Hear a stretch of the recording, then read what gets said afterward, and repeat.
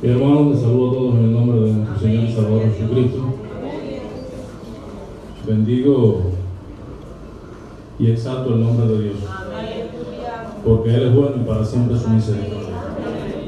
Decía el profeta que por su misericordia no hemos sido consumidos, porque nunca decayeron sus misericordias, porque ellas son nuevas cada mañana y porque grande es su fidelidad.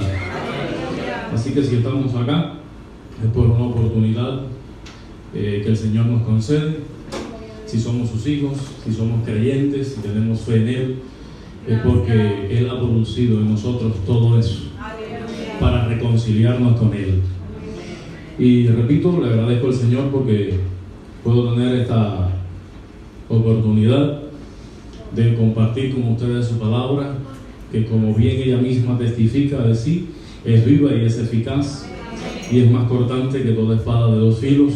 Para ser sincero, no pensé que en la tarde iban a haber tantos hermanos en este lugar como cuando hacemos el culto de costumbre en la mañana.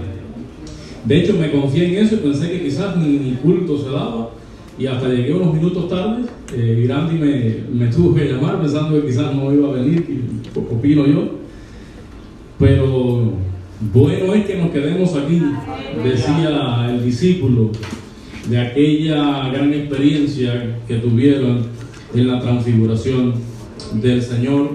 Y qué bueno es cuando como iglesia nos reunimos, alabamos, bendecimos a Dios, y esto denota nuestro deseo de adorarle, nuestro deseo de intimar con Él, nuestra devoción hacia Él, porque quizás era más fácil en la tarde estar descansando, durmiendo, quitándonos un poco el cansancio del rigor de la semana, pero estamos adorando aquí al que vive por los siglos de los siglos, al que cuando cierra nadie abre, y cuando Él abre nadie puede cerrar. Bendito sea el nombre del Señor. No quiero ser muy extensivo porque no estamos muy acostumbrados, hoy para nada estamos acostumbrados a dar el servicio por la tarde. Lo hicimos por la inclemencia del tiempo por la mañana, pero quiero compartir con ustedes un tema que para mí es muy importante. Bendito sea el nombre del Señor. Y como estuvimos viendo en la escritura que leímos o tomamos como base para el sermón en esta tarde, cuando el Señor dijo: y enseñándoles que guarden todas las cosas que os he mandado, y he aquí yo estoy con vosotros todos los días hasta el fin del mundo. Amén. No dijo el Señor: yo estaré con ustedes unos días sí y otros no, sino todos los días hasta el fin del mundo. Gloria a Dios. El título del mensaje es el siguiente: allí donde tú estés. Dios estará contigo todos los días hasta el fin del mundo, allí donde tú estés. Hace algunos sábados estuvimos compartiendo con Humbertico, el maestro de la escuela sabática, los atributos de Dios. Estuvimos hablando sobre ese tema. Bendito sea el nombre del Señor, de su omnisciencia, su omnipresencia y todos estos atributos que nos permiten conocer mejor su personalidad y la esencia de lo que es Dios, de lo que Él desea, de lo que Él quiere para nuestras vidas, para nuestro bien. Y este mensaje de alguna manera tiene relación con uno de esos atributos que estuvimos estudiando en sábados pasados, y es el atributo de la omnipresencia de Dios. ¿Qué dijimos que significa omnipresencia? Es el atributo que le permite a Dios estar en todo lugar al mismo tiempo. O sea, que eso que nosotros conocemos como tiempo y espacio, Dios está por encima de eso. Dios está por encima del tiempo y del espacio. Bendito sea el nombre del Señor. Pero la revelación de Dios hacia nosotros los seres humanos ha sido progresiva. ¿Qué quiero decir con esto? Que Dios se ha dado a conocer a la raza humana poco a poco. El conocimiento que nosotros tenemos hoy de Dios a través de su palabra es superior al conocimiento que tenían muchos creyentes en el Antiguo Testamento. ¿Sí o no? Y por ejemplo, para corroborar lo que estamos diciendo, vamos a buscar la palabra de Dios en el libro de Éxodo, capítulo 3, versículo 15. Éxodo 3:15. Y vamos a ver qué nos dice el Señor en esta parte de la Escritura.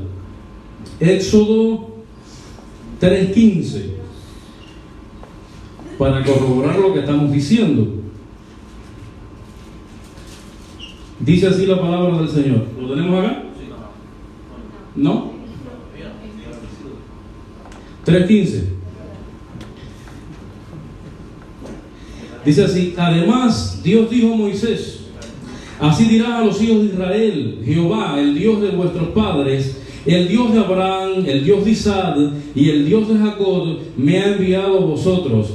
Este es mi nombre para siempre, con él se me recordará por todos los siglos. Amén. Y Éxodo 6:3. Dice así la palabra del Señor: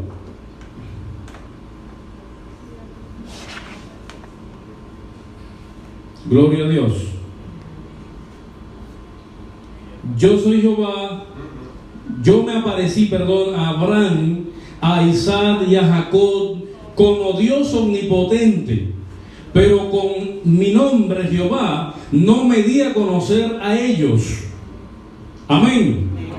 O sea, que Dios le está revelando a Moisés un conocimiento superior al que incluso tuvo Abraham, Isaac y Jacob, porque se dio a conocer a estas tres personas como el Dios omnipotente, pero con este nombre se dio a conocer al pueblo de Israel y a Moisés. O sea, el pueblo de Israel y Moisés llegaron a tener un conocimiento más profundo de Dios que el que tuvieron los patriarcas.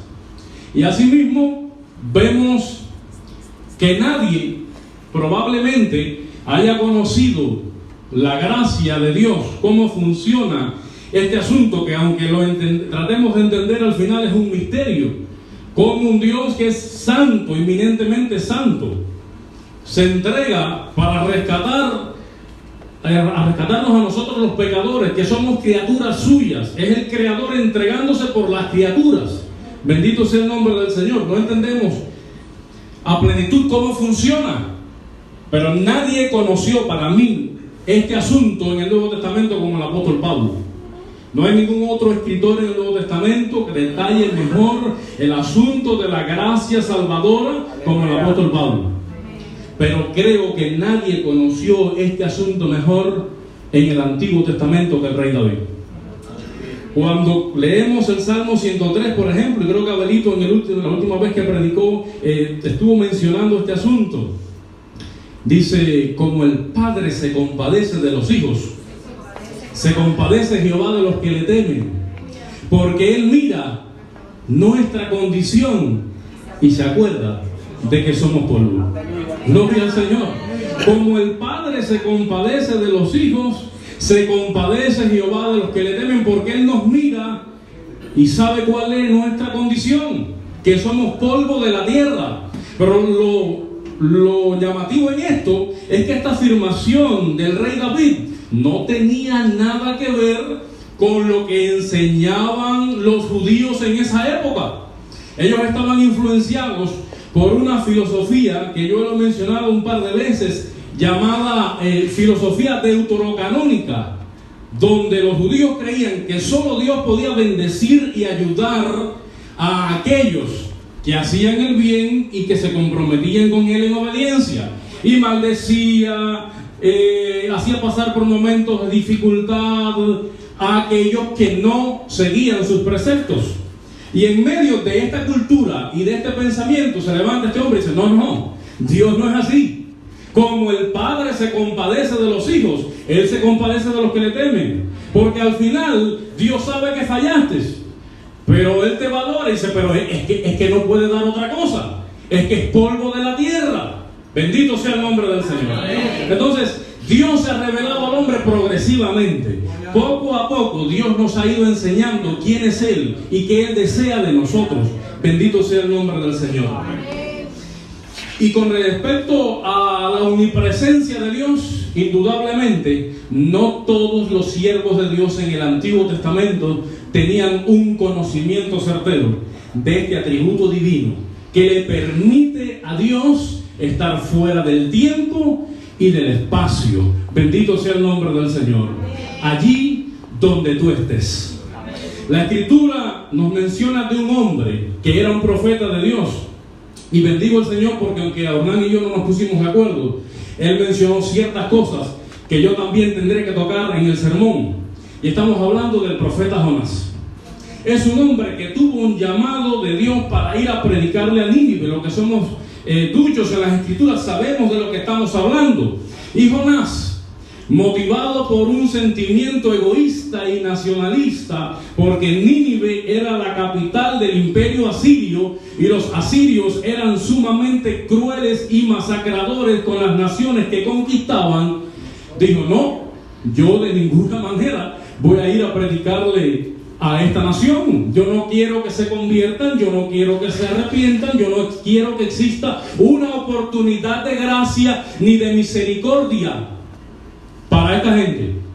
Y dice la Escritura que trató de huir de la presencia de Jehová. Imagínese usted un profeta de Dios con semejante ignorancia, queriendo huir de la presencia del Señor, como si Dios fuera Dios solamente de Palestina y no habitara en todo lugar y en todo momento. Y entonces trató de coger una nave, un barco para Tarsis. Algunos comentaristas dicen que probablemente Tarsis sea lo que conocemos comúnmente como la nación de España, para alejarse supuestamente de la presencia de Dios. Y conocemos que en medio de ese proceso de tratar de huir de Dios, del ministerio que Dios le había encomendado, pues en el barco y en el lugar del océano, del mar por donde él transitaba, se formó una tormenta terrible.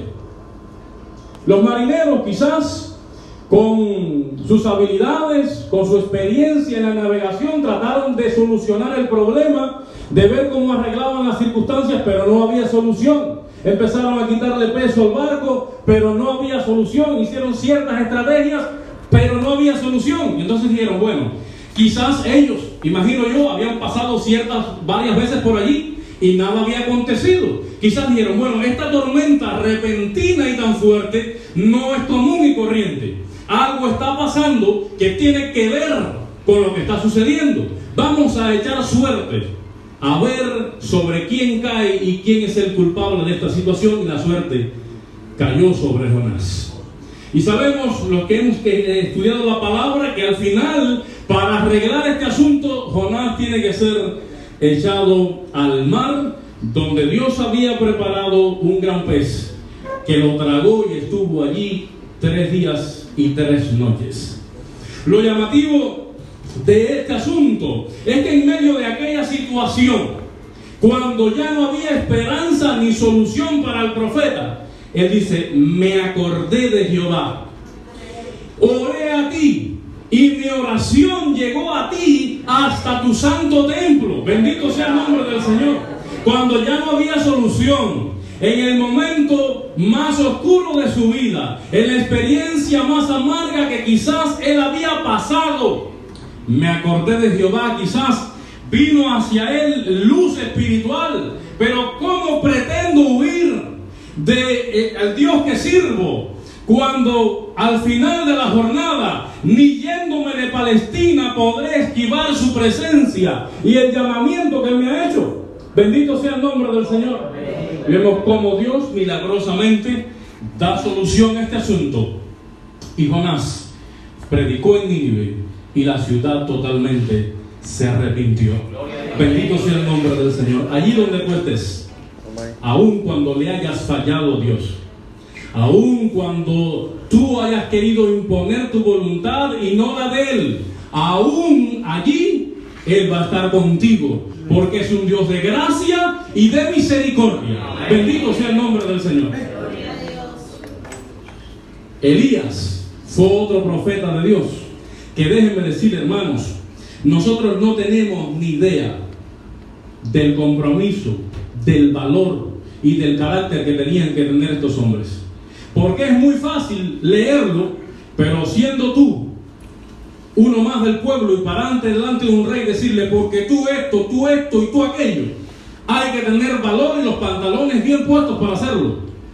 Para levantarse en contra de las multitudes, hay algo que se conoce hoy como la presión del grupo, donde las personas que regularmente tienen buenas costumbres, principios, modales, etcétera, se ven influenciadas por el resto del grupo que no las tienen, al final terminan haciendo lo que ellos no acostumbran a hacer. Es algo que se le da el nombre de presión del grupo. Entonces, la sociedad siempre ha ejercido presión. Ahora mismo tenemos un problema terrible con el asunto de la homosexualidad, de la legalización de esta práctica en Cuba, también con el cambio de constitución para fomentar el matrimonio igualitario, todas estas series de cosas. O sea, la sociedad siempre ha tratado de imponer su cultura y su estilo, y en el tiempo de los profetas era lo mismo. Fueron hombres que tuvieron que pararse en contra de su sociedad, de su cultura y de las malas prácticas de su época, y con valor y decisión decir, así ha dicho el Señor. Y eso que dice el Señor es todo lo contrario a lo que el mundo cree y quiere hacer. Y para eso hay que tener valor. Bendito sea el nombre del Señor. Entonces Elías era un hombre lleno de Dios, de unción del Señor, pero también lleno de valor. Bendito sea Dios. Y el pueblo estaba entre dos pensamientos. No sabían si iban a servir a los Baales o a Jehová, el Dios verdadero. Y él hizo una propuesta al rey. Bueno, mira, vamos a encontrarnos en tal lugar con el pueblo y vamos a hacer esto. Vamos a ofrecer cada quien un sacrificio, y el Dios que responda a través del fuego, ese es el Dios que hay que servir, ese es el Dios verdadero. Y así mismo lo hicieron. Les propuso a los 450 profetas de Baal que ellos primero ofrecieran el sacrificio, porque ellos eran más, 450 contra 1. Y allí estaban aquellos hombres preparando su sacrificio, saltando, brincando, sajándose de acuerdo a las prácticas paganas que ellos realizaban. Y Elías se burlaba de ellos. Despertarle, porque Dios quizás está durmiendo, o quizás está de paso, o está meditando. Se burlaba el profeta de ellos. Pero cuando llegó el momento decisivo, que le tocó al profeta ofrecer el sacrificio, dice la Escritura que restauró el altar que estaba derribado y puso 12 piedras conforme al número de las tribus de Israel. Y hizo incluso que echaran agua encima del sacrificio. Y le dijo a Dios de esta manera, parafraseando: Señor, Dios mío, hazle creer a este pueblo que yo soy tu siervo, y que por indicación tuya yo he hecho todo esto. Contéstanos, Dios. Y fuego de Jehová descendió y consumió el sacrificio y lamió el agua incluso. Bendito sea el nombre del Señor, porque no hay Dios como el nuestro. Bendito sea el nombre del Señor. Como dice la gente por la calle, cuando Dios no quiere, no hay santo que ruegue. Olvídense de eso. No hay Dios como el nuestro. Gloria al Señor. Pero Jezabel, que era la reina y era idólatra, se enfureció por lo que había sucedido, porque todos los profetas de Baal fueron degollados. Y le dijo así al profeta de Dios: así me hagan los dioses y aún me añadan, si mañana a estas horas yo no he puesto tu persona como la de uno de ellos. Y como hombre al fin tuvo miedo y trató de escapar por su vida. Caminó y caminó un día por el desierto, y cansado se sentó debajo de un enebro y se quejó con Dios. Le dijo: Señor, ¿para qué tanto sacrificio? Quítame la vida. Y se quedó dormido. Y en medio de aquella situación Dios mandó un ángel que le tocó, le despertó y le dijo: come y bebe, que largo camino te espera. Comió y bebió, pero era tanto el cansancio que se volvió a dormir. Y el ángel lo tocó por segunda vez: come y bebe, que largo camino te espera. Comió y bebió, se fortaleció el profeta, y dice la Escritura que caminó 40 días y 40 noches y llegó a Toret, monte de Dios. Pero como tenía miedo, se metió allí en una cueva, porque buscaban su vida para quitársela. Y en aquel lugar remoto y lejano, quizás metido en lo oscuro y en la profundidad de una caverna, Dios lo llamó. ¿Qué haces aquí, Elías? Señor, yo he sentido un vivo celo por ti, porque tus hijos han quebrantado tu ley, han derribado tus altares, te han dejado a ti, el único Dios verdadero, y solo yo he quedado profeta de Jehová. Dijo, sal de la cueva y ponte en el monte frente al Señor, o frente a Jehová, dice la Escritura. Y de repente, cuando el profeta obedeció, vino un viento recio que partía los montes y quebraba las peñas, pero Dios no estaba en el viento. Y luego un terremoto, todo vibraba, todo se movía, pero Dios no estaba en el terremoto. Y luego un fuego, pero Dios no estaba en el fuego. Y luego un silbo apacible, y allí estaba la presencia del Señor. ¿Qué haces aquí, Elías? Señor, he corrido por mi vida, estoy apesadumbrado, tus hijos han quebrantado tu ley, tu pacto, se han apartado de ti, han derribado tus altares, solamente yo he quedado profeta de Jehová. Y ahí viene la divina respuesta: no, estás equivocado, porque yo haré que queden 7,000 cuyas rodillas no se han doblado ante Baal y cuyas bocas no le han besado. Bendito sea el nombre del Señor. Lo que quizás menos pensó el profeta es que en aquel lugar recóndito, en aquel paraje lejano, allí va a estar la presencia de Dios para protegerlo, para rediccionarlo, para orientarlo, para consolarlo y fortalecerlo. Allí donde tú estés, mi hermano, amén, Dios va a estar contigo. Amén. Él ha dicho que estaría con nosotros todos los días hasta el fin del mundo. Bendito sea el nombre del Señor. Decía Jonás, cuando las aguas llenaron mi alma y cuando la zarza o las algas, rodeaban mi cabeza, allí me acordé del Señor. Mi hermano, cuando las aguas de la vida inunden tu vida, cuando los problemas se estén amontonando en tu cabeza, recuerda esta palabra de parte de Dios, que Él estaría allí contigo donde quiera que tú estuvieses. Bendito sea el nombre del Señor. Y esa palabra es fiel y es verdadera, porque Él no es hombre para que mienta, ni hijo de hombre para que se arrepienta. Por eso decía el profeta, el salmista, que los que esperan en Jehová jamás serán avergonzados. Y decía el profeta Isaías que ellos correrán y no se cansarán, caminarán y no se fatigarán. Bendito sea el nombre del Señor, porque no estamos solos. Él está con nosotros todos nuestros días hasta el fin del mundo. Bendito sea el nombre del Señor. Allí donde tú estés, Dios estará contigo. Y lo primero que el diablo trae a la vida de uno en momentos de adversidad es quitarnos nuestra esperanza en Él y hacernos creer que estamos solos.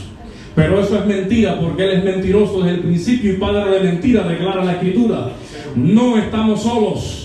Y tengo experiencias personales de ese asunto. Por la gracia de Dios, yo tuve noción de la existencia de Dios. Acepté esa existencia desde temprana edad, desde que yo era muy pequeñito. Mi abuela, por parte de padre, siempre fue muy creyente y siempre nos inculcó mucho las cosas de Dios, incluso en los conocimientos de la Biblia, aun cuando ella no era miembro de la iglesia. Y yo recuerdo que en una ocasión, con 5 años de edad, yo me enfermé. A mí me da mucha gripe, últimamente ya no sé si es porque estoy acá en Estados Unidos, pero en Cuba era mucha alergia y cada 15 o 20 días se me renovaba la gripe. Un tío mío me decía que me había dado catarro una sola vez. Cuando era chiquito no se me había quitado nunca. Siempre me decía eso porque cada vez que me veía yo estaba fañoso. Pero uno de esos días que me sentía mal, llevaba 3 o 4 días con fiebre en cama. Yo recuerdo que con 5 años me arrodillé en la esquina del cuarto de esa abuela mía que me enseñaba las cosas de Dios. Y le pedí con todo mi corazón a Dios que me quitara el padecimiento tan malo que yo estaba sintiendo. Mi mamá no era creyente en ese tiempo.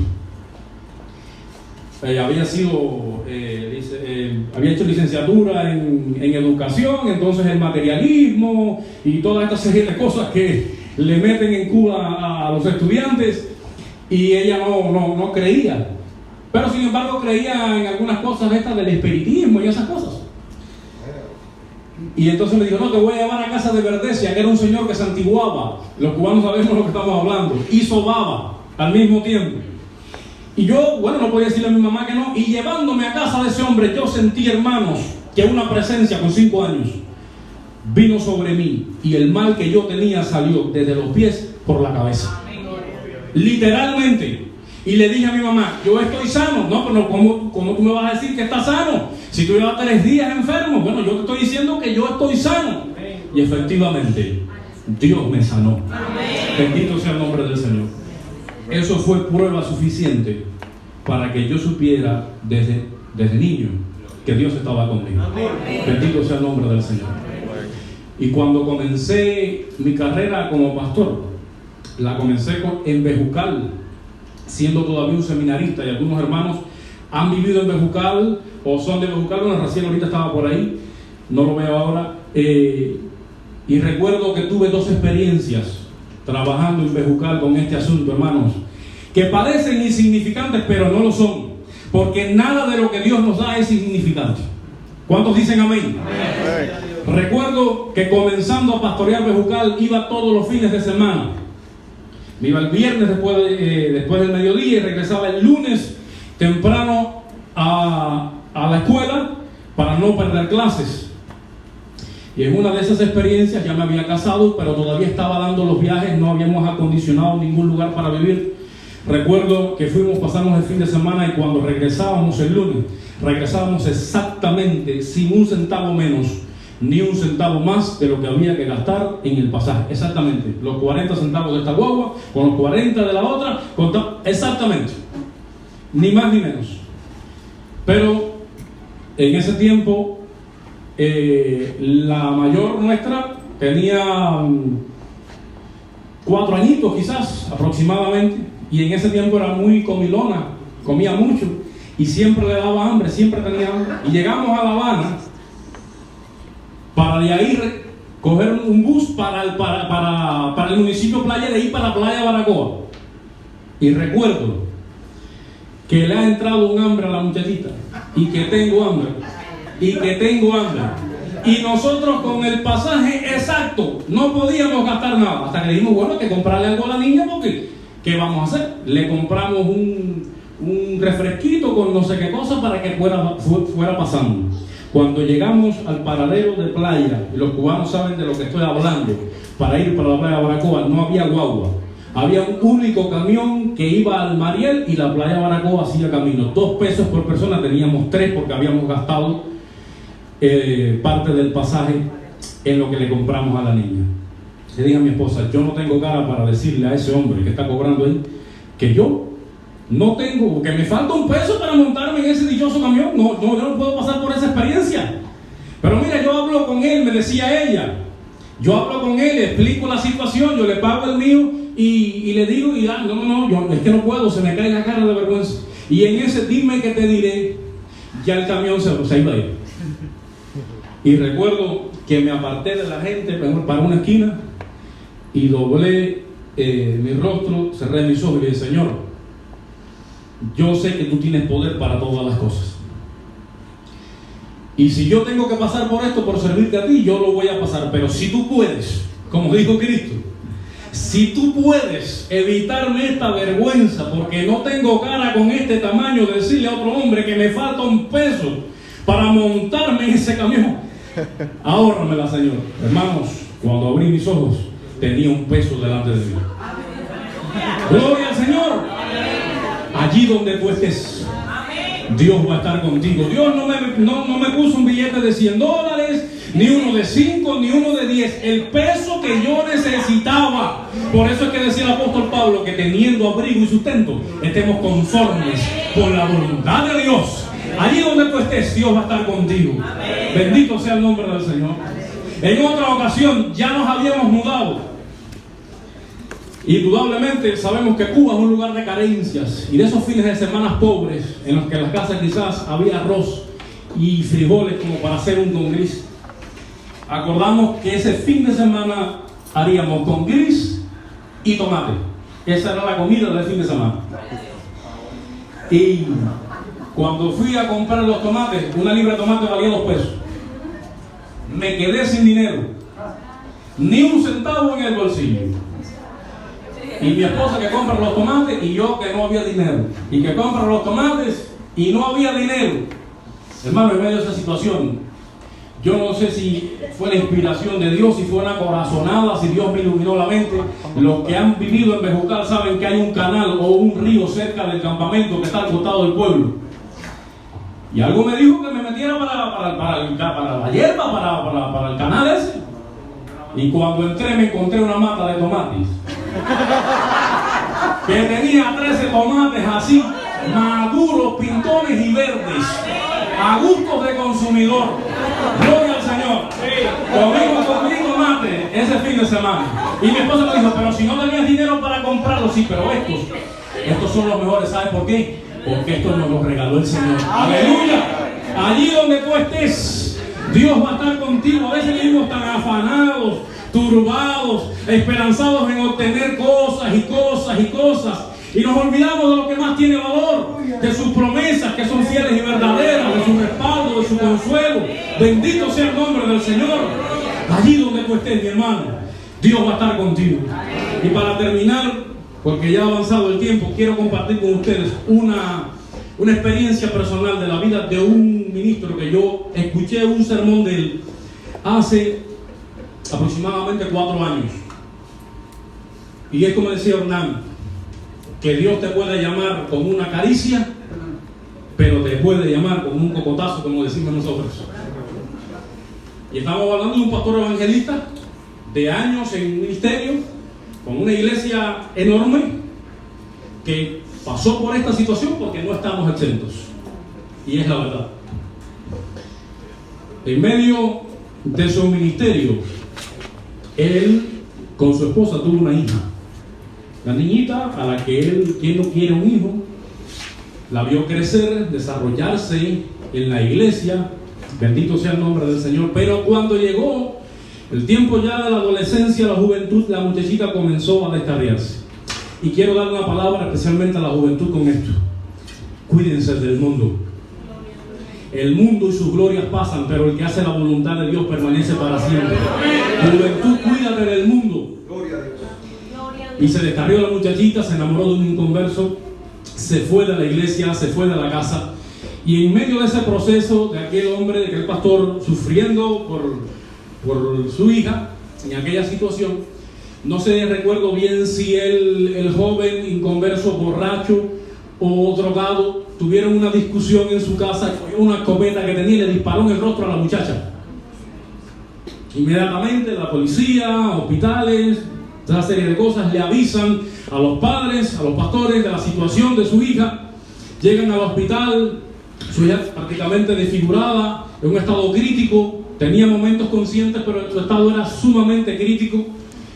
Y él cuenta que en todos esos días de la gravedad de su hija, cada vez que ella intentaba decir algo, pedir perdón, disculparse con ellos, él le ponía una mano aquí y apretaba la otra mano de su hija y le decía: hija, tranquila, papá está aquí.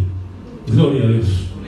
Hacía cada día, cada instante, cada vez que ella hacía un gesto, que ella quería decir algo: hija, tranquila, papá está aquí. Gloria a Dios.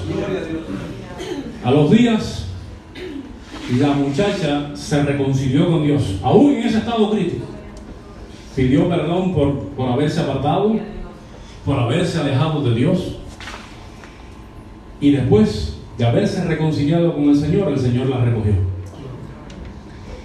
Y él salió como padre al fin, lleno de dolor, de aquella sala, llorando por la muerte de su hija, y le reclamaba: Dios, tú tienes poder en el cielo y en la tierra, ¿por qué no le preservaste la vida?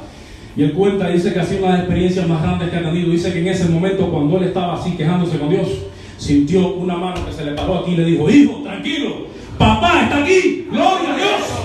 Papá está aquí, papá está en el asunto. Gloria a Dios. Mi hermano, tranquilo, papá está aquí. Mi hermana, tranquila, papá está aquí. Gloria a Dios. Bendito sea el nombre del Señor. El mismo gesto que él había tenido con su hija para consolarla y fortalecerla en medio de aquel momento difícil, fue el mismo que Dios tuvo con él cuando decidió en su omnisciencia y omnipotencia llevarse a la joven para salvar su alma. Dios está con nosotros. Donde quiera que nos encontremos, si Él está con nosotros, dice la Escritura, ¿quién contra nosotros? Entonces, en medio del problema, en medio de la dificultad, en medio del problema familiar, en medio del problema con los hijos, en medio del problema del matrimonio, en medio de la escasez, en medio de la dificultad, tranquilo, papá está con nosotros y Él estará con nosotros todos los días hasta el fin del mundo, donde quiera que tú estés. Dios te bendiga.